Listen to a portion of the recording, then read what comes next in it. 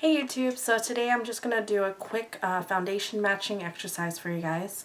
This is something that I had to do when I was in Westmore going to school, and I feel like it helped me a great deal just because before going there I didn't have any experience with foundations and skin matching and things like that. I never even wore foundation on myself, so you can imagine how hard it was for me to actually get this part down. It did take a little bit of practice, but you know, it's not too hard. You'll get the hang of it.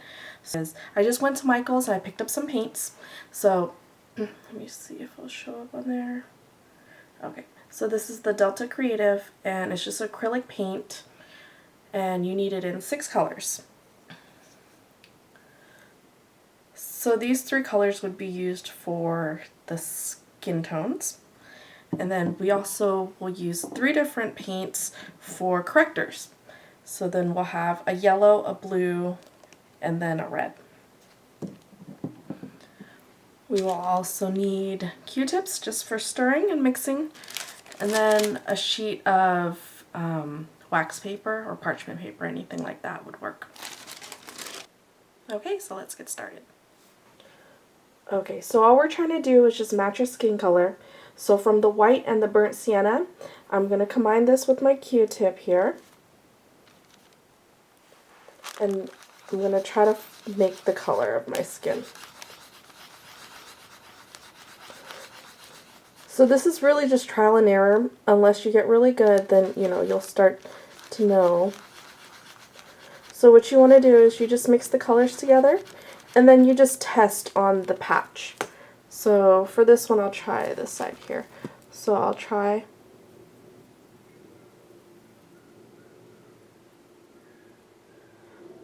And you can clearly see that on my skin, so it's not a color match. So the easiest way for you to check yourself is to stand in front of a mirror and look at the swatch that's on your skin that's in front of the mirror, and you can check to see if it's matching or not. If you can't see it if you can't see the patch of paint from the reflection, then you'll know you had a skin match. But from this right here, you can tell that it doesn't match. So now there's also correctors to use. So I'm going to put a little bit of yellow here for me, since I know I'm a warm undertone. Carefully just mix this in a little bit.